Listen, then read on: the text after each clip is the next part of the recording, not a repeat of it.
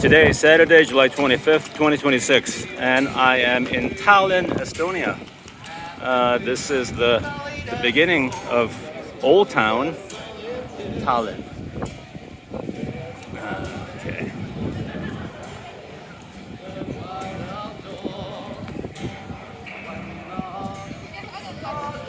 Yeah, many of these structures date back to 14th and 15th centuries, and they are really well preserved. They say Tallinn is one of the best preserved capitals in all of Europe, and it seems like it.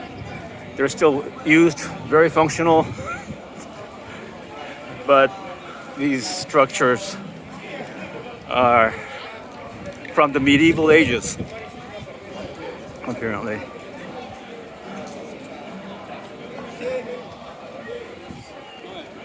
Yeah, there are a lot of tourists here. I don't know if it's like this every day or it's just, I'm sure the fact that today is a Saturday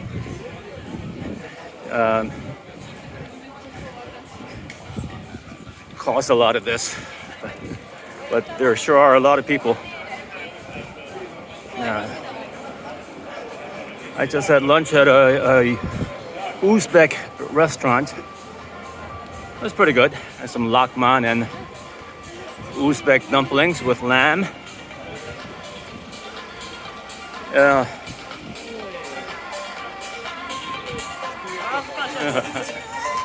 It's exciting to walk these streets, these cobblestone streets, which existed, 700 years ago or so. It's exciting to experience a sliver of history. You wonder who walked here on these streets that long ago.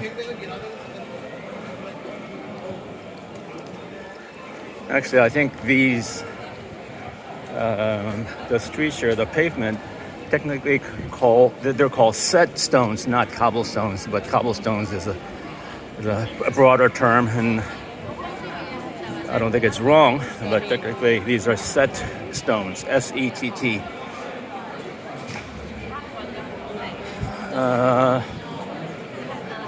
Let's see. Yeah. I understand the Old Town Tallinn was historically divided into two sections: the Lower Tallinn, Lower Old Town, and the Upper Old Town. And Upper Old Town is just a higher, geographically, it's on an upper ground. It's up the hill, and it's coming up a little later. I don't know if I can continue the video until we reach the Upper Old Town, but historically the Lower Old Town was occupied by merchants and artisans, whereas the Upper Old Town was the home of the nobility and the government. Let's see. Not sure which way I should go. I'm going to take the wider road. Yeah.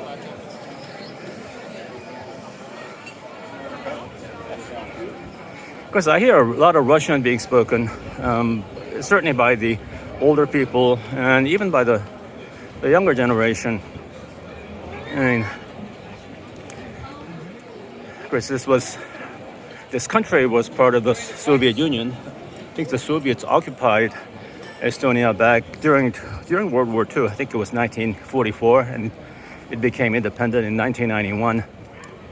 And for decades, Russian was taught in schools, and there were Russian schools here in this country.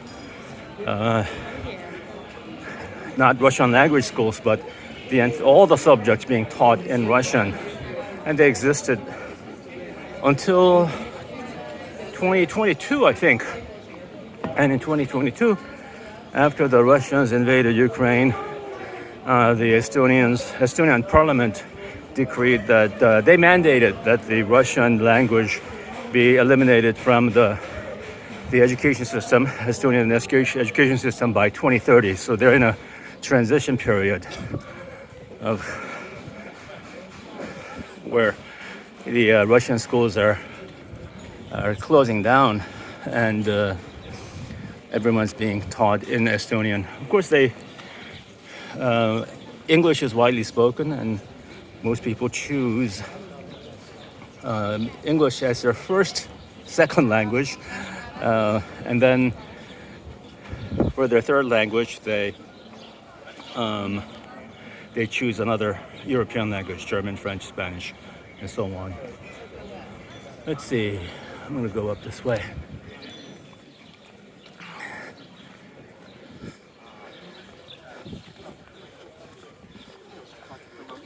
Yeah, but apparently there's not a lot of friction between Russians and Estonians here. I mean, obviously they've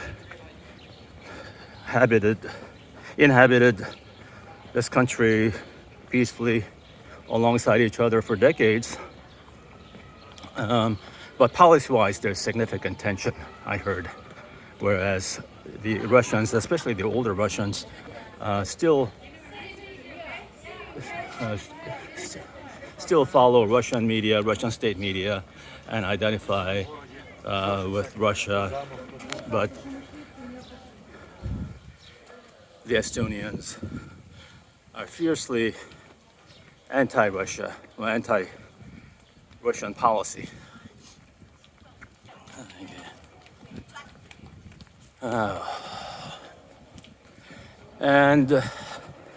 But the population of entire country, Estonia, is about 1.3 million, and the population of Tallinn is about 450,000, about half the size of San Francisco, population-wise, which is quite small, smaller than most other cities that I've been to. Okay.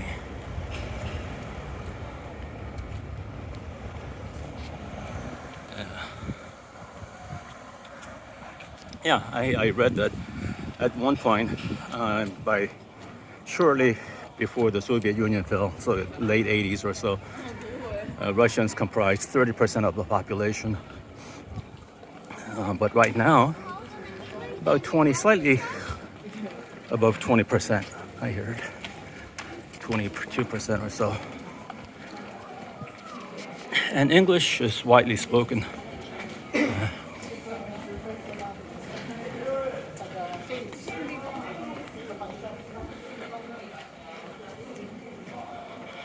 And right now, this is post 2022, of course, when after the Russians invaded Ukraine, the Russians aren't even allowed to visit Estonia. I mean, if they have family here, they can come visit their families, but the tourists are forbidden from visiting Estonia. And that is because I guess Estonians, since watching what happened to Ukraine, they're understandably fearful of what influence the Russian visitors might have. Okay.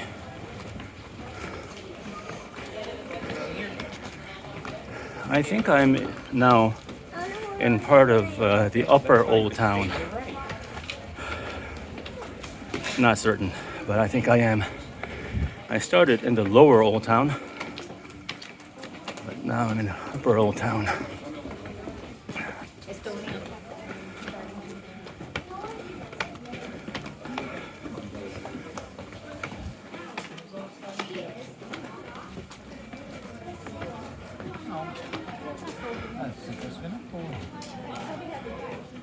All right, okay, so yeah, these are cobblestone, streets. Okay, I'm gonna go up this way. That's coming up.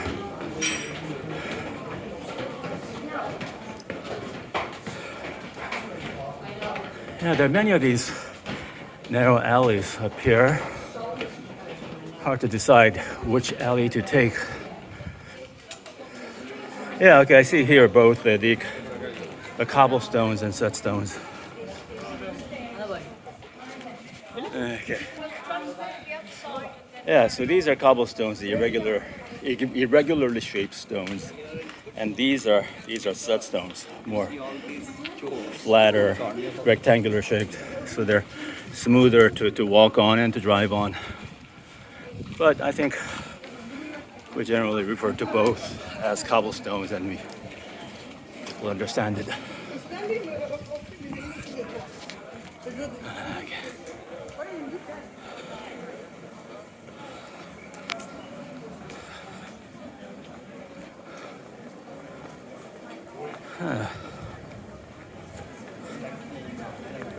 I know if I make it up the hill, I can get a glimpse of the Baltic Sea, but I don't know if I'm gonna make it. I don't know how far it is.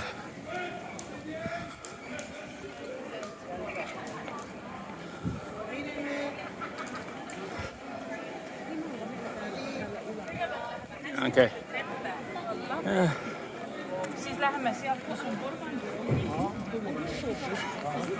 Okay, it would have been nice to capture the Baltic Sea and the view from up here, the view of the sea and and other things. But I don't want to prolong the video, so I'll just stop here and I'll go see it myself and maybe take a few pictures later. Okay, everybody have a great day.